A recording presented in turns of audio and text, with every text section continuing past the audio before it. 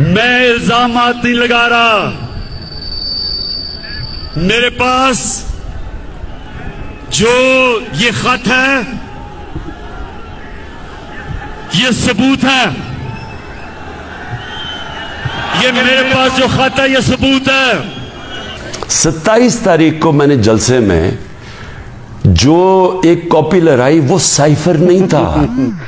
27 तारीख में के जलसे में जिसने जो कागज लिखवाया था वो साइफर नहीं था, बल्कि उसकी पिंकी पिरनी का निकाहनामा था मेरे ख्याल में। शुक्र है कि इमरान खान औरत नहीं है, वरना इसने हर रोज कमीज पाड़ कर किसी न किसी पे इल्जाम लगा रहा था और फिर उससे भी इसने यू टर्न लेना था। लेकिन जिसने जो कुछ कहा था कि 27 तारीख के जलसे में और लोगों को वरगला किया कि अमेरिका ने खत भेजा है, धमकी दिया है कि साइफर है, और आज उस धमकी वाली कागज जो जिसने अमेरिका के नाम से लोगों को गुमराह किया था उससे भी इसने यू टर्न ले लिया। सुन लो एक बार फिर पश्तून भाइयों। 27 तारीख को मैंने जलसे में जो एक कॉपी लहराई वो साइफर नहीं था। जो साइफर के अंदर 20 तारीख باندې چې دې کړه د اقتدار نه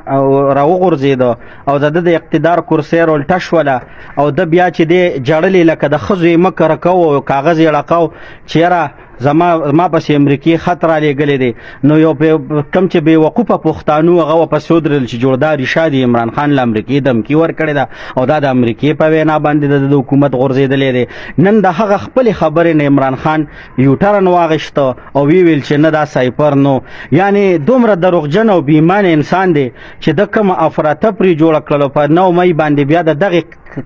کاغذ لهراولو د وجه چې خلک د کم دوکه کړو په دغه کاغذ باندې اغي ډیر زیات توڑ پوړو کو پر ریاستي ادارو باندې حمله کړې وي. نن دی هغه خبره کوي چې دا سایپر نو زما خیال دی دا لکه چې د دغه پینکی پیرنی نکاح پارمو یا دغه خاورمنی کا چې کم طلاق ورکړو دا د هغه س کاغذو چې دا تاریخ راو خلک د پیدو کا کول چې نن د خپل خبرې نه یوټر نه خلی خو زه خیران هغه خلکو ته ما چې کم به وقوفه خلک دا سپورټ کوي دا سي زناور انسان خو ته ځکه نیم چې د انسان ویل د انسانانو توهین دی. کله یو بانه کوي بیا د هغه نه رسته کیږي لاولې وی ابسولوټلی ناٹ او بیا د ابسولوټلی ناٹ په سوی مورز باندې بیا هغه چاته چې ابسولوټلی ناٹ ویلو هغه راغختلو ورلې پریوټلې ور کړې وي هغه نه پس تی بیا چې حکومت ختم شو نو دغه څه چلی او کچیرا دا د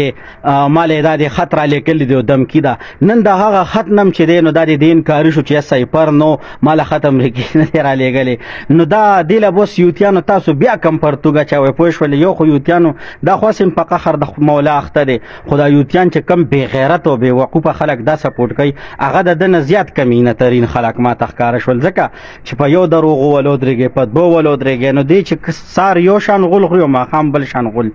نو د داسې غلخورو انسانانو سپورټ کول زم چې د ټولو نازیمه ګناه ده. ملګرو کو ویډیوم خو خشوي مخکې د سره شیر کې د عمران خان دا سایپر والا معاملې د قوم تخکاره کې چې دا لیډر نه بلکې دا یو غلخور او ټیک ټاکر انسان دی. والسلام.